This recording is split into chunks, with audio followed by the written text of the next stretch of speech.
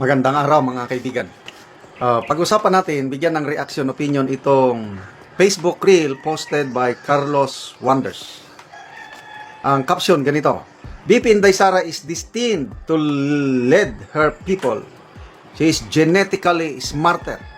Sa genes daw niya, sa dugo, talagang destinasyon niya na mangulo sa Pilipinas, lead the Philippines to greater heights. Tanong niya dito, bakit hindi matibag si BP Sara na kahit anong gawin nitong mga anti-Duterte forces? Pagsama-samahin mo na yan.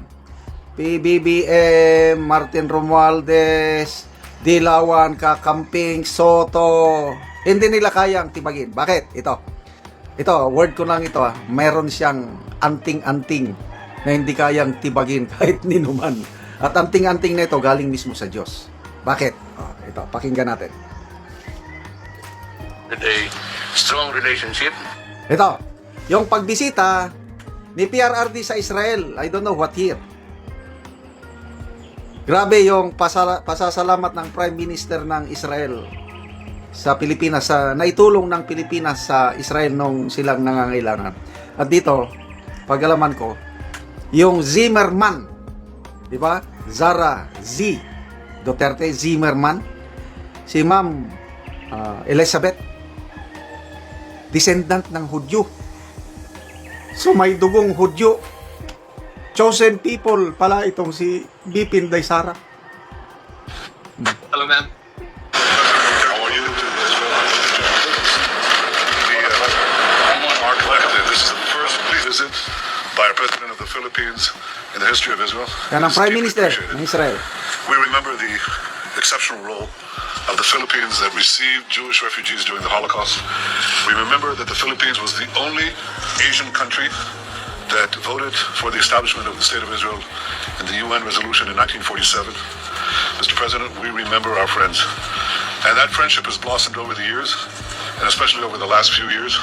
We're going to sign here today 3 important agreements in trade, in science, and no less important, in caregiving. There's been a remarkable phenomenon in Israel where thousands and thousands of families have taken heart from the support given by Filipino care workers to the elderly.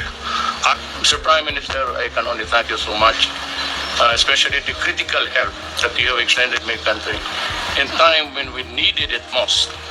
Thank the State of Israel, the people, and I hope that these ties to us will continue over the years. And I think I have my daughter here, who is Zimmerman. Actually, she's a descendant of a Jew who went to the Philippines and to settle down there many years ago during the time of the Holocaust. We received the Israel and their families, and I'm sure that many of them have spread all throughout the country.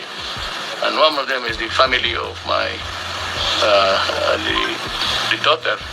She's not the daughter, but the mother was a homegrown Zimmerman in our place. Thank you, and may we continue to be blessed with a strong relationship. How are you? Yun nakakaiyak oh. Kung basahin natin ang Biblia, the Jewish people are the chosen people of God. Kaya kahit anong gawin nila sa Israel, hindi nila matalo-talo yung mga kalaban ng Israel. Yung nangyaring giyera ngayon ng Iran versus US Israel. Gusto ng Iran na alisin ang mga Israelites sa mukha ng mundo.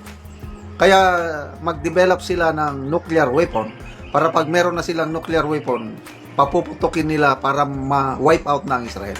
Kaya hindi sila papayag. At tingnan nyo, nagkakagera ngayon dahil dyan. Kaya lang, kung basahin nyo ang Biblia, ang dami ng attempt na alisin ang Israel, ba't hindi? Nagkawatak-watak na sila. Kaya nung after World War II, wala nang Israel. As a nation, it does not exist anymore. Until in 1947, nagbotohan ang United Nations kung ibabalik ba, i-recognize ba ang Israel as an independent nation. Nako, ito, very historic. Nakaka-proud bilang Pilipino. Nagkaroon ng botohan. It's a tie. Somebody has to break the tie.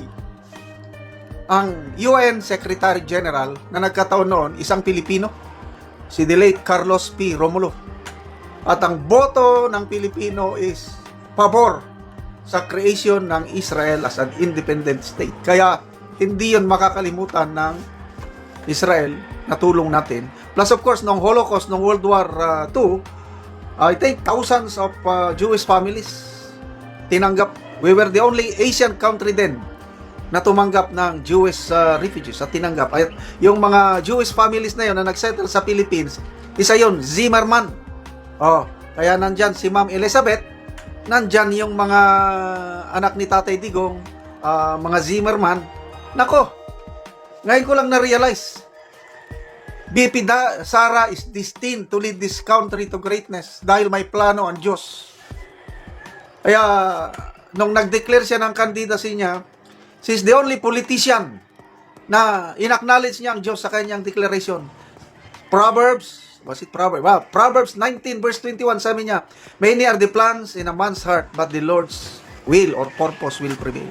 It's God's will na magiging presidente si BP Sara para malinis yung mga kawatan sa gobyerno. Kaya sabi niya, manda kayo, uubusin ko kayong mga kawatan. Kaya kahit anong gawin nila, hindi nila kayang tibagin. Dahil ang anting-anting, quote-unquote, anting-anting, ang power ni BP Sara ay nanggagaling mismo sa Diyos.